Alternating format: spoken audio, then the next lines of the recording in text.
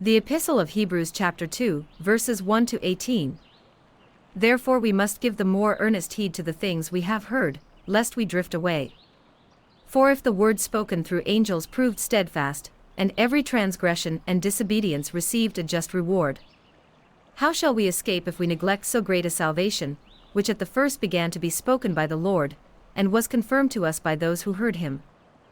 God also bearing witness both with signs and wonders, with various miracles, and gifts of the Holy Spirit, according to his own will. For he has not put the world to come, of which we speak, in subjection to angels. But one testified in a certain place, saying, What is man that you are mindful of him, or the Son of Man that you take care of him? You have made him a little lower than the angels, you have crowned him with glory and honor, and set him over the works of your hands. You have put all things in subjection under his feet. For in that he put all in subjection under him, he left nothing that is not put under him. But now we do not yet see all things put under him. But we see Jesus, who was made a little lower than the angels, for the suffering of death crowned with glory and honor, that he, by the grace of God, might taste death for everyone. For it was fitting for him, for whom are all things and by whom are all things, in bringing many sons to glory, to make the captain of their salvation perfect through sufferings. For both he who sanctifies and those who are being sanctified are all of one, for which reason he is not ashamed to call them brethren.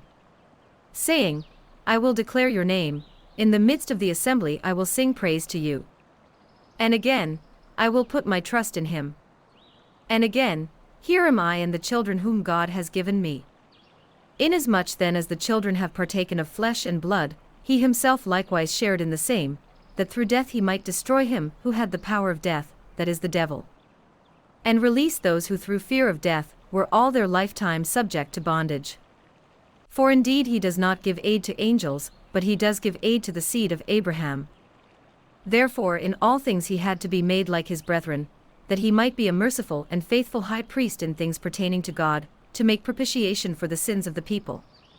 For in that he himself has suffered, being tempted, he is able to aid those who are tempted. The Epistle of Hebrews chapter 2, verses 1 to 18.